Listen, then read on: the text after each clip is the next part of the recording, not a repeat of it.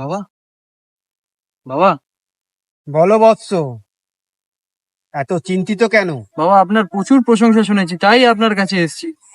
বৎস, তোমার নাম কি? আগে আমার নাম দিলীপ। তোর নাম 5 অক্ষরে আছে।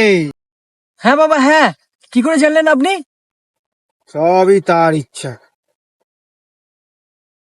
আর একটা চমৎকার দেখবি? হ্যাঁ বাবা, হ্যাঁ, বলুন।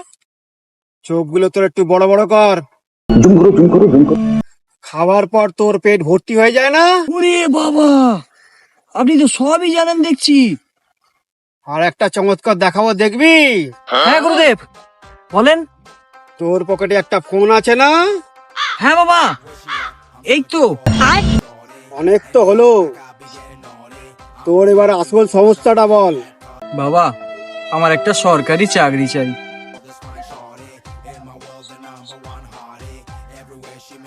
তোর কাজ সম্পন্ন হবে, তার জন্য তুই আমাকে 1,00,000 টাকা,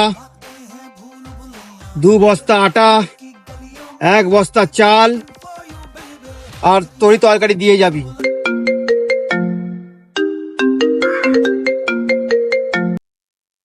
হ্যালো, 250 ধনেপাতা নিয়ে আসবে তো।